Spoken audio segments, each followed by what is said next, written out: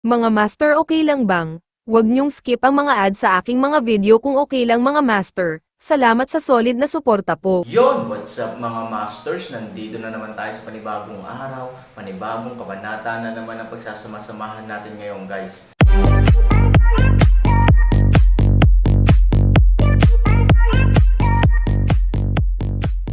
Bali mga masters, kung bago ka pa lang po sa aking YouTube channel, please click the subscribe button, lalong-lalo na po yung notification bell guys, para maging connected pa rin tayo sa isa't isa at maging updated kayo sa mga susunod ko pang video.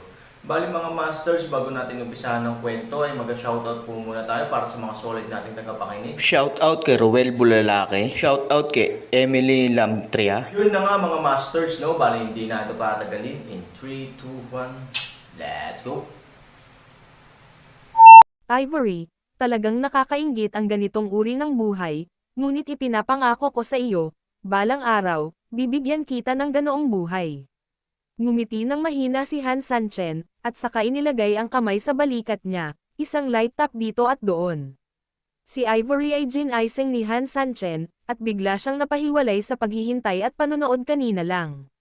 At halos sa sandaling natauhan ang mag-asawa, sa isang iglap ay nabasag ang Han na yan sa kanilang harapan at lahat ng eksena sa kanilang paligid. Hindi mabilang nakadiliman ang PAM unit sa mga iyon at nilamon ang mga iyon. Isang segundo ang nakalipas, ang mga bundok at ilog ay maganda, ngunit ngayon, ang paligid ay ganap na madilim. Hindi ba dapat tapos na? Nakasimangot na tanong ni Ivory. Ayon sa deduction ni Han Sanchen, last level na yung level kanina, so natural, once na nasira ang ilusyon, dapat tapos na ang lahat. Pero bakit ang dilim ng paligid? Nakasimangot din si Han Sanchen at parang walang ideya kung bakit ganito ang lugar na ito. Ito ay ganap na naiiba mula sa kung ano ang inaasahan ko, ngunit hindi ako dapat magkamali tungkol dito. Baka may isa pang layer ng ilusyon. Ito ba ay isang mas mataas na antas kaysa sa regular? Ngunit ang haka-haka na ito ay tumagal lamang ng halos isang segundo, at agad itong binitawan ni Han Sanchen. Dahil malabong mangyari ito, ang mga ilusyon ay kadalasang nangyayari sa medyo nakatagong mga espasyo. Ito ay dahil sa ganitong kapaligiran, ang ilusyon ay magiging mas totoo, at ang mga nakulong na tao ay mas malapit ng sumanib sa ilusyon. Tulad ng ating pinapanood, ito man ay tinatawag na 3D o 5D, upang mas mabigyan ng komprehensibong karanasan ang mga manunood, ang mga bagay na ito ay madalas na inilalagay sa loob ng bahay. Okay lang ba sa labas? Sigurado. Ngunit bilang karagdagan sa mga panlabas na salik na maaaring makagambala sa paglulubog na ito at mag-atres mula dito, ang isa pang punto ay na kung ito ay hindi sapat na sarado, maraming mga bagay ang hindi magagamit sa sukdulan, kaya't malaki ang posibilidad na magkakaroon ka ng isang nakakahiyang sitwasyon na hindi man lang may sawsaw sa iba. Ang pantasya, sa katunayan, ay pareho. Pero nang tanungin ni Ivory ang sarili kanina, medyo naging maliit ang boses niya at wala man lang echo. May gap kumpara sa dati. Oo, kahit na ang echo ay halos hindi nakikilala sa ordinaryong tainga ng tao. Ngunit ano ang Han Sanchen? Siya ay isang dalubhasa. Ang kanyang kamalayan at pandama ay talagang nasa isang lubhang kakilakilabot na antas.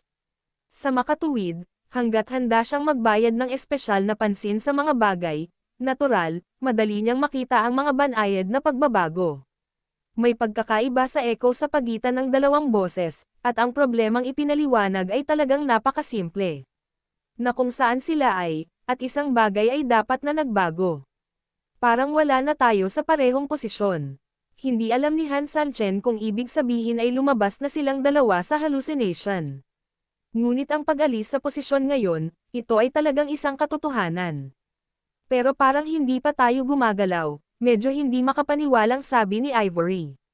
Kung tutuusin, pareho silang buhay na tao, at pareho silang Panginoon, kahit gaano pa katindi ang galaw, dapat maramdaman nilang dalawa. Iniisip ito, nagtanong si Ivory, hindi ba ganito ang nararamdaman mo? Sinabi ni Han Sanchen, hindi ko naramdaman na lumipat kami, ngunit maaari kong sabihin sa iyo na tiyak na wala kami sa eksena ngayon. Iba ang Ivory sa iba, naniniwala siya sa lahat ng sinasabi ni Han Sanchen. Sa makatuwid, nang hindi maintindihan ni Ivory ang mga salita ni Han Sanchen, marami sa kanyang mga unang reaksyon ay hindi nag-aalinlangan, pati na ang mga tanong. Mas iisipin niya ang mga problema batay sa sarili niyang loika para makita kung nagkamali siya sa kanyang mga kalkulasyon. Halatang naisip niya ang isang bagay na maaaring mali ang naisip niya. Ang ibig mong sabihin ay baka hindi tayo gumagalaw, pero gumagalaw ang mga eksena sa paligid natin.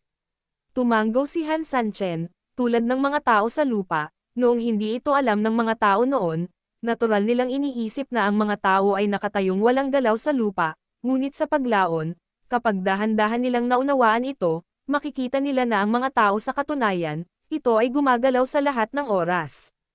Kasabay lang ng pag-ikot ng Earth kaya hindi mo naramdaman na gumagalaw ka. Kung mas makatotohanan ang pakiramdam na ito ay kapag nakasakay ka sa isang kotse, sa mahabang panahon, ang kotse at ang iyong katawan ay nasa parehong frequency, kung hindi mo ito ikukumpara sa mga control object sa labas ng bintana o sa tunog ng makina, baka maramdaman mo pa na hindi gumagalaw ang kotseng sinasakyan mo. Oo, mukhang mas komplikado ang lugar na ito kaysa sa inaakala natin, sabi ni Han Sanchen. Napakahirap bang pumasok sa totoong lugar? Bakit parang umaakyat sa bundok ng mga kutsilyo at lamusong sa dagat ng apoy? Sumimangot si Ivory. Mahinang ngumiti si Han Sanchen, kung papasok tayo sa normal na paraan, syempre hindi ito magiging sobrang gulo. Sino mang nagdisenyo ng access control ay hindi magpapahirap sa patay na magnanakaw, ngunit sa parehong oras, kailangan niyang pahirapan ang kanyang sarili hanggang mamatay. Ang ginagamit namin ay backdoor, at ito ay isang depektong backdoor ng organisasyon mismo. Nangangahulugan din ito na malamang na kailangang dumaan si Han Sanchen sa katawan ng mekanismo para makapasok sa totoong lugar. Upang matiyak na ang kaaway ay hindi makalusot ng malakas, ang mga mekanismo dito ay dapat na napakakomplikado, at ang iba't ibang porma sayon ay ganap na walang katapusan, bagaman ang mga pagkukulang ng ating diskarte ay hindi naman kasing komplikado ng puwersahang paglusob, at magti-trigger ng napakaraming mga kontra. Pagkatapos ng lahat, hindi lamang ito ang tamang paraan upang buksan ang pinto, kaya marami ka pa ring makakaharap. Ayon sa pagkaunawa ni Han Sanchen sa pagbuo, maaari pa nga siyang makatitiyak na sa ilalim ng ilang mga pangyayari, kung patuloy silang pumasok mula sa kapintasan na ito, maaari silang makaranas ng parehong bagay. Ngunit sa ilang mga espesyal na pangyayari, ang pagbuo dito ay magbubunga ng isa pang kakaibang lalabas. Ito ay parang counterclockwise o clockwise, ang ibig sabihin ng pasulong ay pagbubukas nito ng tama, at ang pag-urong ay nangangahulugang pagbubukas nito ng mali, gayunpaman, iba ang paraan ni Han Sanchen sa dalawang ito. Sa makatuwid, ang gitna ay maaaring hindi maiiwasang dumaan sa gilid ng ilang mga porma sayon. Marahil ang orihinal na taga-disenyo ay hindi nag-isip tungkol sa sitwasyong ito, o isinasaalang-alang ang sitwasyong ito, sadyang iniwan niya ang ilang mga backdoors upang matugunan ang mga espesyal na pangangailangan sa hinaharap. Tulad ng mga sinaunang libingan sa matataas na antas. Bilang karagdagan sa mga normal na pinto, mayroon ding ilang mga lihim na pinto na sadyang iniwan ng mga manggagawa, na maaaring ituring bilang isang pinto ng kamatayan at isang pinto ng buhay. Ngunit si Han Sanchen at Ivory ay parang nag-aaway na baligtad, sa halip na tahakin ang dalawang konbensyonal na landas na ito, direkta silang naghukay mula sa himpapawid at nahulog mula dito. Maaaring kasangkot ang ilang ahensya sa prosesong ito, o maaaring hindi sila. Ngunit iyan ay dahil ang sinaunang libingan ay isang bitag ng kamatayan kung tutuusin, at ito ay naruroon. Ngunit ang mga porma sayon ay iba, at mayroong iba't ibang mga serye na koneksyon sa kanila. Sa makatuwid, kapag dumadaan sa isang landas na hindi nagpapasigla sa kanilang malakas na pag-atake, maaari itong magdulot ng iba't ibang mga reaksyon. Patuloy na magbabago ang porma sayon, kahit man lang base sa nagbabagong panahon sa itaas, dapat ay patuloy na gumagalaw ang formation dito. Pagkatapos, sa bawat oras na papasok ka mula sa depekto, kung ano ang iyong nakakaharap ay maaaring hindi palaging pareho. Kung gayon ano ang dapat nating gawin? Tanong ni Ivory. Itim na itim ang paligid, at halos hindi niya makita ang kanyang mga daliri nang iunat niya ang kanyang kamay, hindi niya alam kung may nakatago sa dilim, kaya hindi na nang ahas si Ivory na gumawa pa. Takot na magdulot ng hindi kinakailangang gulo. Sumimangot si Han Sanchen, at biglang bumulong, "Hoy!" Mabilis na pinatahimik ni Ivory ang kanyang boses, at pagkatapos ay tahimik na sumunod kay Han Sanchen, nakikinig ng mabuti sa paligid. Noong una, parang wala siyang narinig, pero hindi nagtagal, nahuli din ni Ivory ang kaunting tunog na nagmumula sa dilim. Sumimangot si Ivory, ano ang tunog na ito? Napakapamilyar nito, ngunit ayoko nang maalala ito kahit sandali. It's the sound of water dripping. It drip very slowly. It only dripping once every 10 seconds, sabi ni Han Sanchen. Pagkaraang mapaalalahanan ng ganito, tumanggaw si Ivory. Ang dalas ay talagang masyadong mabagal, at ang tunog ay napakaliit na hindi mo marinig kung nasaan ang mga patak ng tubig, maging ito ay isang bakal na plato, isang bato, o sa tubig. Ito ay masyadong maliit at walang panlapi upang dagdagan ito ng iba pang mga tunog, na nagpapahirap sa pagkilala. It's pitch black all around, possible bang may source ng tubig sa di kalayuan?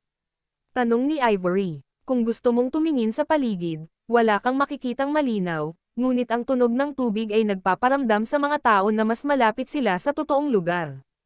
Sumimangot sandali si Han Sanchen, tapos biglang ngumiti, I think we have arrived at the real place. Nandito ka ba? Hindi makapaniwala si Ivory, hindi ba pwede? Napakadilim ba ng totoong lugar ng sikat na tindahan?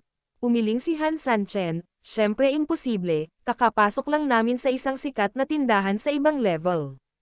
3,000, anong ibig sabihin nito? Bakit hindi ko maintindihan? Sa ibang paraan, mula sa ibang anggulo, nakakita ako ng isang sikat na tindahan sa ibang antas. Tulad ng positibo at negatibong panig ng isang bagay.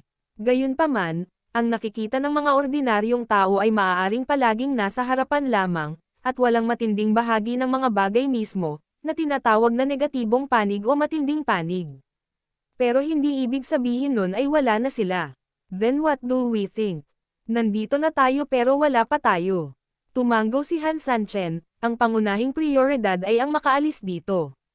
Paano makalabas? Tanong ni Ivory. Ngumiti si Han Sanchen, pag-isipan mo, ikaw ba at ang iyong anino ang positibong panig? Kaya, ikaw at ang iyong anino ay tila walang magawa, ngunit tila magkamag-anak, ito ba ay medyo katulad ng kasalukuyang sitwasyon? Tumanggaw si Ivory, totoo iyan.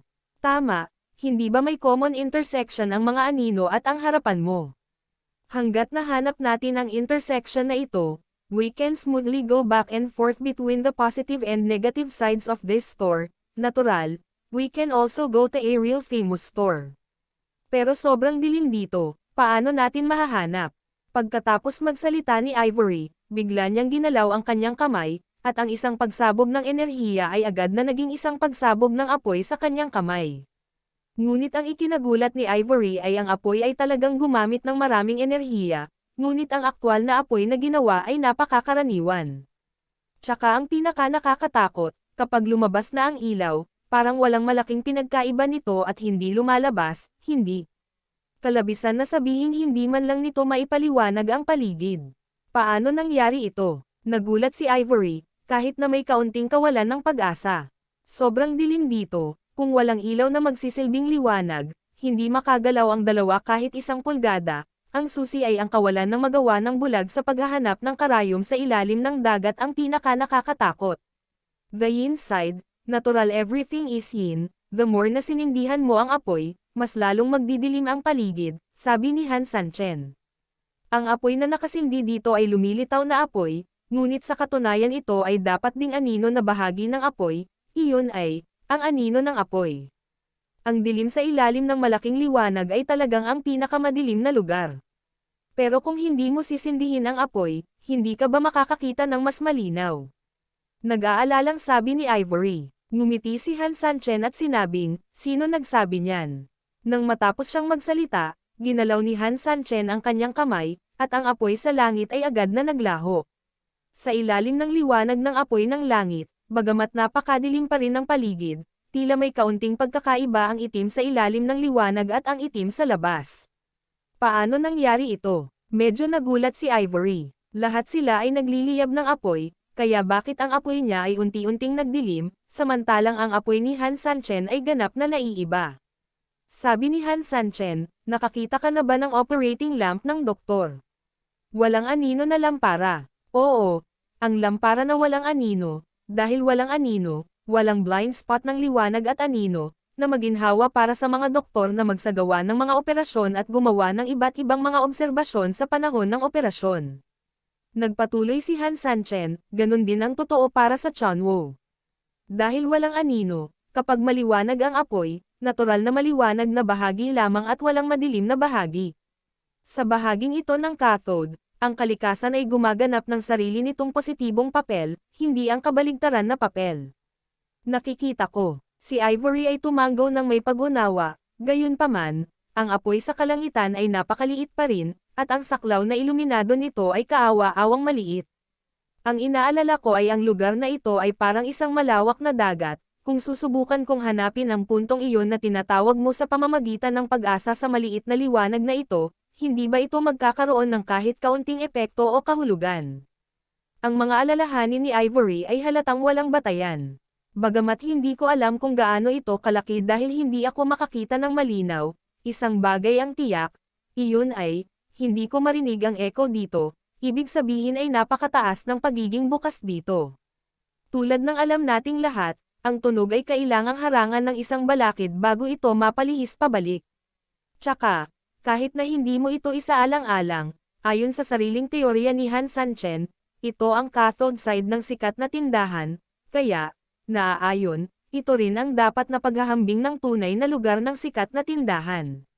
Pagkatapos, ang laki nito ay dapat nakapareho ng sukat ng tunay na lugar. Sa ganitong kalaking kapaligiran, mahirap humanap ng tao, paano kung maghanap ng pwesto?